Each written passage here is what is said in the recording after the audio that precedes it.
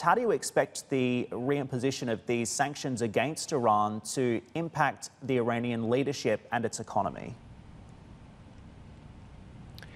Well, of course, the intention is to bring economic pressure on the leadership to get them to change the policies they're pursuing in the region.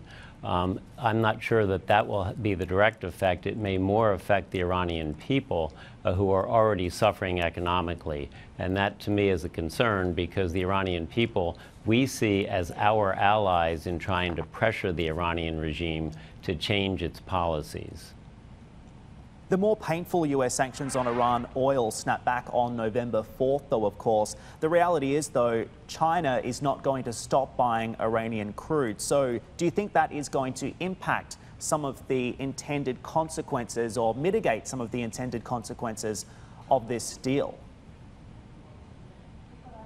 Well, as you reported at the outset, both Europe and China and Russia, the other signatories to the Iran nuclear deal, have indicated they intend to continue to abide by the deal, which means the lifting of sanctions on oil and other economic aspects.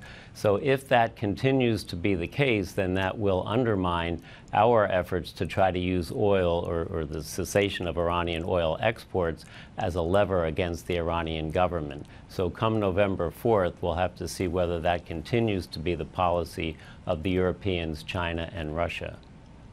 Ambassador, do you think the US needs those European allies and beyond for these sanctions to actually have their intended effect? And how devastating is it for the US that it's isolated on this issue in many ways? Well, that is a concern because to this point, prior to this, we've been able to work on common ground with allies and even with China and Russia to try to address the most existential threat, which was the nuclear program. Now, one effect already has been that European companies and banks are beginning to distance themselves from activity in Iran. That obviously supports our position. But the European governments continue to insist that they will abide by the Iran nuclear deal, and they will therefore continue to support economic activity with Iran. Still watching? Perfect. Click here to watch another great video from CNBC International. Oh, and don't forget to subscribe.